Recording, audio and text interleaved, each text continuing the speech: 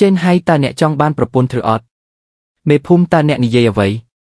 ឪពុកម្ដាយរបស់អ្នកបានទៅហើយអ្នកអាចគ្រប់គ្រងដោយខ្លួនឯងបានស្ត្រីម្នាក់នេះឧស្សាហ៍ព្យាយាមហើយកូននៅតូចតើអ្នកចង់យកនាងមកវិញទេខ្ញុំសុខសប្បាយជាទេកុំបង្ខំអ្នកណាម្នាក់មកលើខ្ញុំមិនមែនជាអ្នកដឹកជញ្ជូនទំនិញទេខ្ញុំអាចធ្វើការងារគ្រប់ប្រភេទក្មេងនេះស្ដាប់បង្គាប់គាត់ញ៉ាំតិចណាស់ត្រីតូចហើយគាត់ថាប៉ាហើយយើងនឹងរស់រានមានជីវិតប៉ាឲ្យគាត់មកខ្ញុំ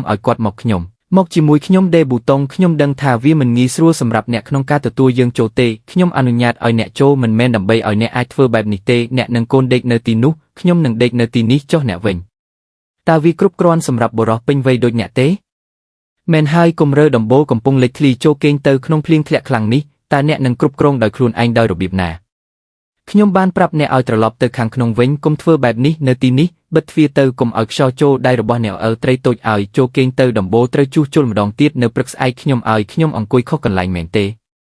ខ្ញុំនឹងសម្អាតវាភ្លាមទេនេះមិនឆ្ងាញ់ទេអ្នករវល់ពេញមួយថ្ងៃបបរអង្ករចាននេះគឺសម្រាប់អ្នកនៅក្នុងគ្រួសាររបស់ខ្ញុំគ្មានច្បាប់ណាមួយអំពីស្ត្រីនិងកុមារញ៉ាំច្រើនពេកទេអ្នកអាចរក្សាទុកអង្ករនេះសម្រាប់ព្រឹកស្អែកស៊ុបនឹងធ្វើឲ្យយើងឆ្អែតញ៉ាំអ្វីដែលខ្ញុំឲ្យអ្នកនឹងមិនមានថាមពលធ្វើការទេប្រសិនបើអ្នកមិនឆ្អែតញ៉ាំអាហាររបស់អ្នកនៅក្នុងផ្ទះចាប់ពីពេលនេះទៅកុំអង្គុយក្បែរទ្វារចេនហើយតើយើងគួរទៅជួបមេភូមិនៅថ្ងៃស្អែកដើម្បីបំពេញឯកសារទេ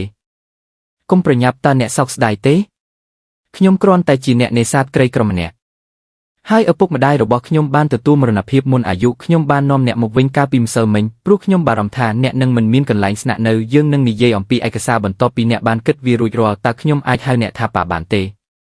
បើចង់អាចហៅម៉ាក់ថាអញ្ចឹងក៏បានបើមិនដូច្នោះទេគ្មានអ្នកណាបង្ខំកូនទេប៉ាអ្នកណាប្រាប់កូនឲ្យប្រើទឹកនេះសម្លៀកបំពាក់ខ្វក់ពេកហើយប៉ាចង់បោកវាឲ្យលឿនដើម្បីឲ្យវាស្ងួតនៅថ្ងៃស្អែកប៉ានឹងសម្អាតវាភ្លាមកុំខឹងអីប៉ាមិនមានបំណងខ្ជះខ្ជាយទឹកទេមកជាមួយប៉ាយប់មិញកូនមិនបានគេងលក់ទេខ្យល់បក់ខ្លាំងនៅមាត់សមុទ្រចាប់ពីពេលនេះទៅត្រូវប្រើទឹកក្តៅបោកសម្លៀកបំពាក់អនុវត្តការលាបវាឥឡូវនេះកុំរងចាំរហូតដល់វាលួយមុនពេលកូនយំរបស់នេះមិនថោកទេមែនទេត្រីធំម្លេះកូនអាចរកគ្រាប់ធញ្ញជាតិបានច្រើនមែនទេប៉ាមិនលក់វាទេកូនអាចស៊ីវាបានត្រីឆ្ងាញ់ម្លេះឲ្យវាមកយើងខាត់បងញ៉ាំសាច់ទៅប៉ាត្រីនេះផ្អែមណាស់កូនជាកូនអ្នកណាតើឪពុកកូនជានរណាប៉ាមិនដែលឃើញកូនពីមុនមកទេមានរឿងអ្វីជាមួយកូនកុំយំអីខ្ញុំឈ្មោះវេនកូនអាចយករបស់នេះបានទេប៉ាកំពុងត្រឡប់ទៅផ្ទះវិញរបស់នេះប្អូនប្រុសរបស់កូននៅដួលយូរហើយមែនទេត្រីតូចឲ្យមកនេះសម្រាប់ខ្ញុំយកវាទៅជាមួយថ្ងៃស្អែកបើមានអ្នកណាសួរថាកូនរបស់អ្នកជានរណាគ្រាន់តែនិយាយថាអ្នកមានឪពុករបស់អ្នកឈ្មោះចេនហើយប៉ាត្រីតូចឲ្យត្រីតូចមើលកូនខ្ញុំនឹងទៅហៅគ្រូពេទ្យភូមិគ្រុនក្តៅខ្លាំងពេកនាំគាត់ទៅមន្ទីរពេទ្យក្រុងបើភូមិមិនអាចគ្រប់គ្រងវាបានទេវានឹងរាលដាលហើយយើងមិនអាចចេញបានទេដើម្បីទៅដល់ក្រុងយើងអាចឆ្លងកាត់តែទន្លេតាន់ទូប៉ុណ្ណោះមានគុជខ្យងជាច្រើននៅទីនោះហើយគឺតើអ្នកនឹងធ្វើអ្វីទៅមន្ទីរពេទ្យ30លីហើយកូននៅតែមានរបួសជើងខ្ញុំនឹងទៅជាមួយអ្នកយល់ព្រមប៉ាគុំនៅទីនេះអីហើយគឺជើងរបស់អ្នកហូរឈាមកុំប៉ះវាអីប្រយ័ត្នដួលកុំខ្លាចអីយើងចិត្តដល់ហើយគ្រុនក្តៅរបស់កូនខ្ពស់ពេកយើងត្រូវការថ្នាំពិសេសវាមានតម្លៃ10យ៉នលោកគ្រូពេទ្យសូមជួយសង្គ្រោះកូនជាមុនសិនខ្ញុំនឹងរកវិធីសងខ្ញុំអាចលក់ឈាមរបស់ខ្ញុំបានខ្ញុំនឹងទៅភ្លាមហើយគឺស៊ីវយូរងចាំមិនទេនោះជាអ្វីដែលឪពុករបស់អ្នកបានបន្សល់ទុកមើលកូនស្លាប់ទៅឲ្យវាទៅ12សង្កេតមើលគាត់មួយយប់គាត់នឹងជាសះស្បើយនៅពេលដែលគ្រុនតើថយចុះតើអ្នកទៅណាទិញរបស់របរខ្លះទិញរបស់ទាំងអស់នេះជើងរបស់អ្នករងរបួសបែបនេះអ្នកមិនគួរទិញថ្នាំទេអ្នកកំពុងចំណាយលុយទាំងអស់របស់អ្នកលើរឿងនេះពេលកូនភ្ញាក់ពីដំណេកធ្វើថ្នាំឲ្យគាត់ផឹកដើម្បីជួយគាត់ឲ្យជាសះស្បើយខ្ញុំនឹងធ្វើវាដរាបណាគ្រុនក្តៅរបស់គាត់ថយចុះហើយអ្នកត្រូវតែថែរក្សាខ្លួនឯងឲ្យបានល្អម៉ាក់តើវាឈឺទេវាមិនឈឺទេដាក់ស្មៅខ្លះចូលក្នុងវានឹងមិនអនុញ្ញាតឲ្យខ្យល់ចូលពេលអ្នកដើរទេអ្នកនឹងចេញទៅក្រៅក្រោមពន្លឺថ្ងៃម្ដងទៀតខ្យល់បក់ខ្លាំងណាស់គុំទៅថ្ងៃនេះខ្ញុំនឹងទៅមួយរយៈខ្លីហើយត្រឡប់មកវិញឆេនហេនោះគឺជាយ៉ានវងរីហ្វតើអ្នកឈួតទេតើអ្នកមិនខ្វល់ពីជីវិតរបស់អ្នកទេទៅក្រុងលក់វាហើយខ្ញុំនឹងទិញស្បែកជើងឲ្យអ្នកវាជាស្បែកសមុទ្រជ្រៅប៉ុន្តែមានស្នាមឆ្កូតនៅលើស្បែកដូច្នេះខ្ញុំអាចទិញវាបានតែស្បែកសមុទ្រជ្រៅធម្មតាប៉ុណ្ណោះលោកម្ចាស់ស្បែកនេះត្រូវបានកោសចេញពីថ្មវាមិនមែនជារបស់ចាស់ទេមើលបន្លារបស់វាតើវាក្រាស់ប៉ុណ្ណាពោះរបស់វារឹងប៉ុណ្ណាវារួញសំបីតែបន្ទាប់ពីស្ថិតនៅក្នុងទឹកភក់អស់រយៈពេលយូរក៏ដោយនេះមិនមែនជាស្បែកសមុទ្រជ្រៅធម្មតាទេអ្នកដឹងទេរបស់នេះរបស់ប្រភេទនេះអាចត្រូវបានប្រើជាឈ្មោះយីហោនៅលើស្លាកផ្ទះសំណាក់ខនធីនិងភោជនីយដ្ឋានដែលគ្រប់គ្រងដោយរដ្ឋប្រសិនបើអ្នកចង់ទិញវាក្នុងតម្លៃធម្មតាយើងនឹងទៅក្រុងម្ដងទៀតការទៅទីរួមខេត្តក៏ត្រូវចំណាយលុយដែរវាមិនងាយស្រួលទេសម្រាប់អ្នកក្នុងការធ្វើដំណើរជាមួយកូនវាមិនងាយស្រួលទេដូច្នេះប្រសិនបើអ្នកចង់ទិញអាហារសូមប្រាប់តម្លៃអាហារមកខ្ញុំក្នុងតម្លៃនេះ ខ្ញុំមិនអាចលក់វាឲ្យខ្ពស់ជាងនេះទេគ្រប់គ្រាន់សម្រាប់ទិញស្បែកជើងហើយខ្ញុំនៅតែអាចទិញក្រណាត់ខ្លះហើយនៅសល់សម្រាប់ទិញសម្លៀកបំពាក់ខ្លះម៉ាក់ពណ៌នោះមើលទៅល្អអ្នកកុំទៅរបាល់បោះទាំងនោះកំពុងរក្សាទុកវាកុំប៉ះវាបើអ្នកធ្វើឲ្យវាខ្វក់អ្នកមិនអាចមានលទ្ធភាពទិញវាបានទេយើងនឹងមិនប៉ះវាទេបាល់បោះគឺជាអាហារគ្រប់គ្រាន់សម្រាប់សម្លៀកបំពាក់ពីរសម្លៀកបំពាក់ពីរសម្លៀកបំពាក់មួយទៀតមួយសម្រាប់ក្មេងហើយគេមិនចាំបាច់ទេវាមិនថ្លៃពេកទេគ្រាន់តែទិញក្រណាត់រដប់ខ្លះត្រីតូចលូតលាស់លឿនវាមិនយូរទេបាច់នេះល្អយល់ព្រមខ្ញុំនឹងសម្ងួតវាឲ្យអ្នកខ្ញុំនឹងធ្វើអាវនិងខោសម្រាប់មនុស្សធំនិងឈុតសម្រាប់ក្មេងផងដែរមែនទេ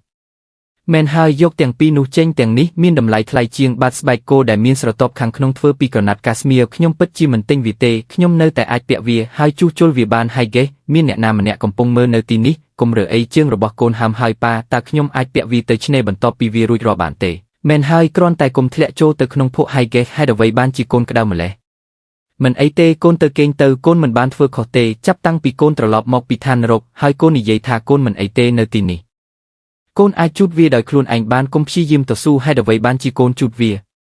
សូម្បីតែនៅទីនេះខ្ញុំមានអារម្មណ៍ថានៅឆ្ងាយហើយគេខ្ញុំបានគិតវារួចរាល់ហើយឥឡូវនេះយើងជាក្រុមគ្រួសារហើយកុំបំផ្លាញជីវិតទាំងមូលរបស់កូនដើម្បីតែបាយមួយចានឬស្បែកជើងមួយគូវាមិនមែនជាបាយមួយចានឬស្បែកជើងមួយគូទេវាគឺថាកូនមិនបានរុញស៊ីវយូចេញពេលគាត់ហៅកូនថាប៉ាវាគឺថាកូនបានកាន់គាត់ចម្ងាយ30ម៉ាយពេលគាត់មានគ្រុនក្តៅវាគឺថាកូនបានបញ្ចាំនាឡិកាហោប៉ៅរបស់ឪពុកកូនដើម្បីចាក់ថ្នាំសង្គ្រោះជីវិតខ្ញុំលែងចង់លាក់ខ្លួននៅក្នុងស្រុកទៀតហើយទៅជួបមេភូមិថ្ងៃស្អែកពេលធ្វើឯកសាររួចរាល់កូនស្រីរបស់យើងនឹងមានឈ្មោះថាចេនសឺHave you ចេនហើយអ្នកធ្លាប់រស់នៅតែម្នាក់ឯងហើយឥឡូវនេះអ្នកមានប្រពន្ធនិងកូនសំណាញ់ទ្រុឌទ្រោមរបស់អ្នកស្ទើរតែមិនអាចទ្រាំមនុស្ស3នាក់បានទេខណៈពេលដែលគាត់ផ្ទាល់កំពុងតស៊ូដើម្បីរកប្រាក់ចិញ្ចឹមជីវិតដោយទទួលយកការងារមើលថែកុមារអ្នកនឹងឃ្លានណាស់ចៅហើយអ្នកត្រឡប់មកវិញហើយញ៉ាំអាហារមុនសិនខ្ញុំនឹងបញ្ចប់ចានពីចុងក្រោយអ្នកអាចជួសជុលខ្ញុំបានទេខ្ញុំធ្លាប់ជួសជុលខ្សែពួរសម្រាប់មនុស្សរបស់អ្នកខុសគ្នាបន្តិចបន្តួចខ្ញុំបានរៀនវាពីមេរៀននេះប្រសិនបើវាមិនត្រូវបានបង្ហាញកុំចូលទៅក្នុងទឹកជ្រៅនៅថ្ងៃស្អែកខ្ញុំនឹងរងចាំគាត់នឹងងុយគេងរងចាំអ្នកគាត់និយាយថាគាត់ចង់ឲ្យអ្នកមើលទូកដែលគាត់បានគូនៅលើឆ្នេរថ្ងៃនេះគាត់និយាយថាទូកខ្ពស់គឺអ្នកហើយទូកតូចពីរនៅក្បែរនោះគឺខ្ញុំនឹងគាត់វាយឺតពេលហើយហេតុអ្វីបានជាអ្នកនៅតែចេញមកខ្ញុំសន្យាថាខ្ញុំនឹងមិនអនុញ្ញាតឲ្យអ្នករងទុក្ខជាមួយខ្ញុំទេចេនហើយអ្នករកបានច្រើនយ៉ាងនេះក្នុងមួយយប់ស្បែកជើងទាំងនេះមិនមែនមកពីតូបមួយទឹកទេអ្នកប្រហែលជាចាប់បានវាពីហាងលក់កាវងឹតចេនហើយអ្នកបានបំផ្លាញកន្លែងទាំងមូលអត្ថបទមិនអាចអានបានតើអ្នកត្រូវការអ្វីម្សៅនិងរបស់នោះដែរថ្នាំលាបបាញ់ទឹកវាមិនថោកទេនេះតើអ្នកទិញរបស់ទាំងអស់នេះសម្រាប់អ្វីយើងនៅតែមានម្សៅដំឡូងជ្វានៅផ្ទះតើយើងអាចញ៉ាំវាបានទេចាប់ពីពេលនេះទៅអ្នកទទួលបន្ទុកគ្រួសារកុំក្រអឺតក្រទុំខ្ញុំអាចរកលុយបានអ្នកចាប់បានអាហារសមុទ្រច្រើនណាស់អ្នកប្រហែលជារងរបួសម្ដងទៀតហើយមែនទេមិនអីទេត្រីតូចអ្នកបានគូរូបធំមួយមិនមានភក់គ្រប់គ្រាន់សម្រាប់ឆ្នេរទេខ្ញុំមិនបានជន់លើវាដោយចិត្តណាទេខ្ញុំនឹងជួសជុលវាឲ្យអ្នកមិនអីទេខ្ញុំលែងគូទៀតហើយហេតុអ្វីបានជាអ្នកមិនគូទៀតទេកន្លែងតូចពេកខ្ញុំមិនអាចគូវាបានទេហើយហ្គេតើអ្នកនឹងទៅណាជីកសាច់ឆ្នេរទាំងមូលនេះជារបស់អ្នកគូធំតាមដែលអ្នកចង់បានវាធំណាស់នេះជាព្រះចានរបស់អ្នកសម្រាប់ជីកសាច់ប៉ាតើខ្ញុំអាចគូរូបប៉ាដោយប្រើស្នៀតបានទេកុំគូរូបប៉ាឲ្យអាក្រក់ពេកម៉ាក់នោះជាទូកដែលប៉ាគូកុំប៉ះវាក្តៅត្រីតូចយើងចិត្តអស់ហើយការគូរូបមិនអាចដាក់អាហារនៅលើទៅបានទេចូលយើងដុតភ្លើងជាមុនសិនប៉ាបានគូរូបប្រាសាទខ្សាច់ធំមួយឲ្យខ្ញុំចង់ទុកវាឲ្យគាត់មើលអ្នកណាប្រាប់ប៉ាឲ្យដុតវាហើយគេប្រយ័ត្នផងប៉ាវាក្តៅបើគាត់ចូលចិត្តគូទុកឲ្យគាត់គូចុះប៉ាមិនមានលទ្ធភាពទិញក្រដាសពីរបីសន្លឹកទេប៉ាហត់គ្រប់គ្រាន់ហើយចេញទៅសមុទ្រពេលថ្ងៃហើយនេសាទនៅពេលយប់ប៉ាក៏ត្រូវជួយខ្ញុំនឹងត្រីតូចដែរប៉ាមិនចង់បន្ថែមការចំណាយផ្សេងទៀតឲ្យប៉ាទេបើកូនចូលចិត្តវាមិនមែនជាបន្ទុកទេចេនហើយដៃប៉ាលាកបែបនេះហើយប៉ានៅតែកាន់របស់របរគ្រាន់តែបង់ប្រាក់ឲ្យប៉ានេះជារបស់ប៉ាបានទៅកំពង់ផែដើម្បីដឹកអីវ៉ាន់យប់មិញនៅតាមផ្លូវតើអ្នកណាទៅយកខ្សែក្រវ៉ាត់កញ្ឆាតាមផ្លូវនៅពាក់កណ្ដាលអាធ្រាត្រហើយហ្គេខ្ញុំមិនអាចឲ្យកូនអ្នកបានទេអ្នកនៅតែស្រឡាញ់ត្រីតូចខ្លាំងណាស់វាធ្វើឲ្យខ្ញុំឈឺចាប់ការមានត្រីតូចគឺគ្រប់គ្រាន់ហើយគាត់ហៅខ្ញុំថាប៉ាដូច្នេះខ្ញុំក៏ត្រូវតែធ្វើជាប៉ាដែរតើអ្នកមិនបាននិយាយថាអ្នកនឹងប្រកល់ទម្រង់បែបបត់នៅសាលាថ្ងៃនេះទេហេតុអ្វីបានជាវាមិនទាន់វិកខ្ចប់ខ្ញុំមិនទាន់ប្រកល់វាទេខ្ញុំបានគិតអំពីវាហើយវាមិនមែនដូចជាខ្ញុំត្រូវតែចូលរួមនោះទេអ្នកទន្ទឹងរង់ចាំការប្រកួតប្រជែងនេះយូរមកហើយហេតុអ្វីបានជាអ្នកមិនចូលរួមត្រីតូចម៉ាក់កុំប្រាប់ប៉ាថាការចុះឈ្មោះតម្រូវឲ្យទិញអំបិលនិងវិកខ្ចប់ក្រដាសកាតុងធ្វើកេសប៉ាចេញទៅសមុទ្ររាល់ថ្ងៃហើយរបួសស្មារបស់គាត់ឈឺចាប់នៅថ្ងៃដែលមានពុកមែនហើយប៉ារបស់អ្នកធ្វើការយ៉ាងលំបាកបងប្រុសហើយអំបិលថ្លៃពេកត្រីតូចព្រួយបារម្ភពីអ្នក អ្នកទីក្រុងទិញអំបិលដោយលុយប៉ាមិនមានសមត្ថភាពបែបនោះទេអំបិលដែលប៉ាទទួលបានពីសមុទ្រនេះសាក់លបងវាមើលបើវាមិនដំណើរការប៉ានឹងគិតអំពីអ្វីផ្សេងទៀតវាដំណើរការវាពិតជាដំណើរការមែនគំនូរនេះពិតជាល្អណាស់តើអ្នកគូអ្នកណាឪពុករបស់ខ្ញុំ